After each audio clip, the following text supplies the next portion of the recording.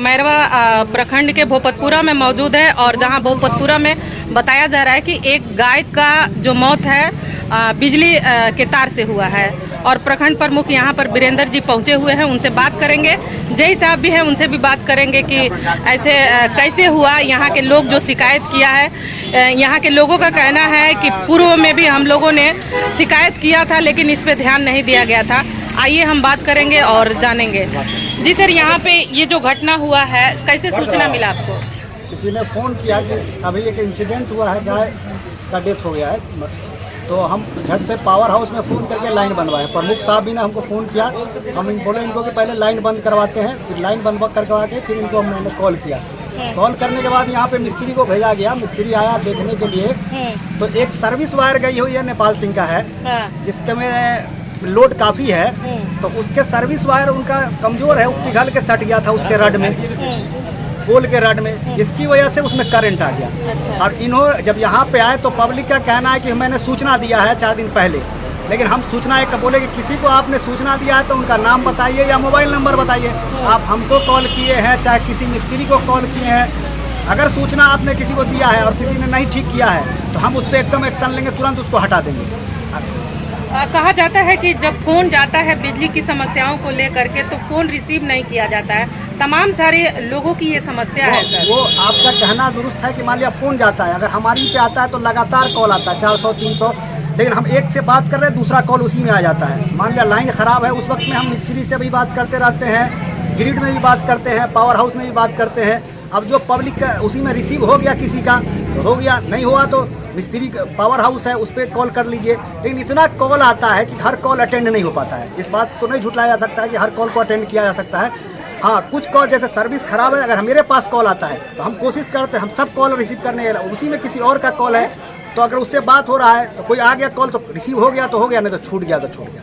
अच्छा, ये जो गाय इस समय डेथ कर गई है तो क्या इसका प्रावधान है जो मुआवजा मिल सके? मुआवजे का प्रावधान ये है कि ये किसी वेटनरी डॉक्टर से उनका लिखवा लेंगे, पोस्टमार्टम हल्का सा होता है, उसको लिखवा के ये अपना आधार कार्ड लगा के और ये ऑफिस में हमको एक एप्लीकेशन दे देंगे।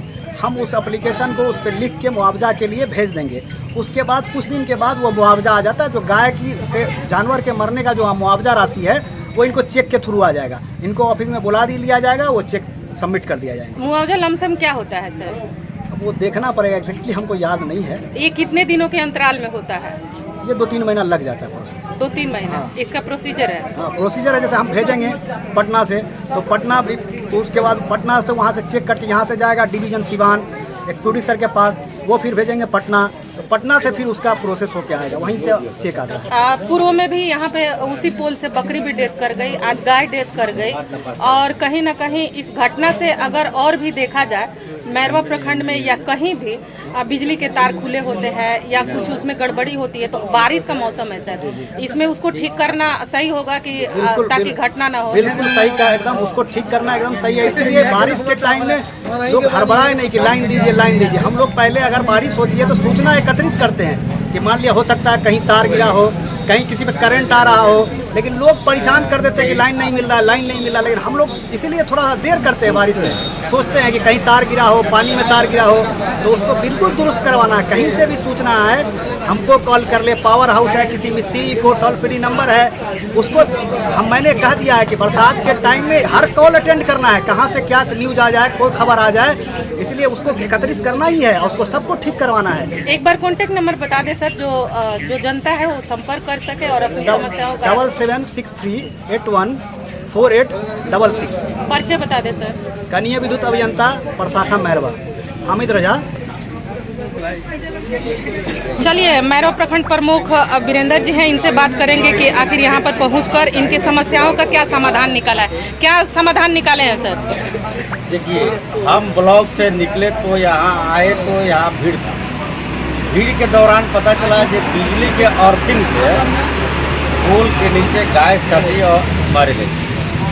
हमने तुरंत जेई साहब को फ़ोन किया, जेई साहब ने बोले कि यहाँ लाइन काट दिया गया है, प्रमुख जी हम आ रहे हैं। प्रमुख जी जेई साहब 10 मिनट के अंदर आ भी गए।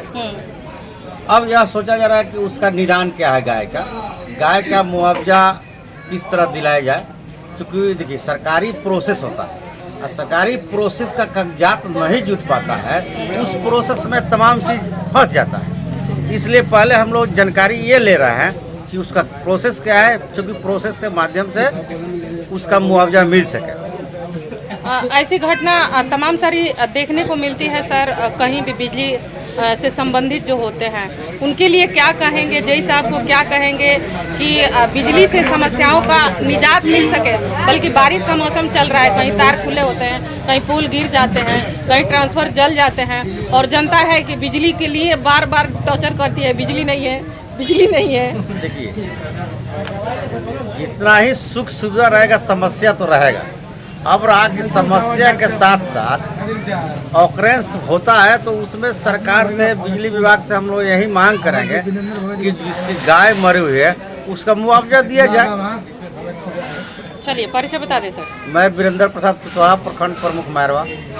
चलिए, आपने देखा प्रखंड प्रमुख वीरेंद्र जी यहाँ पर आए और यही वो बिजली का खंभा है, आपको खंभा दिखाते हैं। ये देखिए, इसी खंभे में ये करंट आया और यहाँ पर एक लाल तार दिखेगा आपको, ये तार है और इसी तार से जो गाय को है करंट लगा और वो डेथ कर गई। हालांकि यहाँ पर मुआवजे की मांग की जा रही है।